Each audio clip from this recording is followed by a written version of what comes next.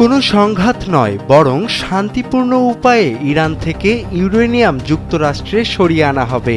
আর এই কাজে ইরান নিজেই যুক্তরাষ্ট্রকে সহযোগিতা করবে, এমনটাই দাবি করছেন মার্কিন প্রেসিডেন্ট ডোনাল্ড ট্রাম্প। নিজের পরিকল্পনার বর্ণনা দিতে গিয়ে ট্রাম্প বলেন, যুক্তরাষ্ট্র বিশাল আকৃতির সব এক্সকেভেটর বা খনন যন্ত্র নিয়ে ইরানে যাবে, যেখানে ইরানের সঙ্গে যৌথভাবে কাজ করে এই তেজস্ক্রিয় পদার্থ বা নিউক্লিয়ার ডাস্ট সংগ্রহ করা হবে।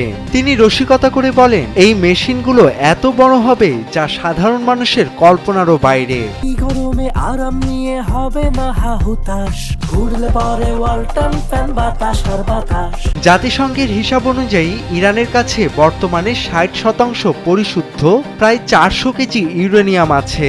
পরমাণু বোমা তৈরির জন্য এই পরিশুদ্ধতা 90% নেওয়া প্রয়োজন। যদিও এর আগে ইরান তাদের ইউরেনিয়াম হস্তান্তরের দাবি সরাসরি প্রত্যাখ্যান করেছে, তবে ট্রাম্প তাঁর অবস্থানে অনড়। তিনি বিশ্বাস করেন আলোচনার মাধ্যমেই খুব দ্রুত এই ইউরেনিয়াম যুক্তরাষ্ট্রে নিয়ে আসা সম্ভব। ইউরেনিয়াম নিয়ে ট্রাম্পের এই চাঞ্চল্যকর পরিকল্পনা বিশ্ব রাজনীতিতে নতুন করে আলোচনার জন্ম দিয়েছে।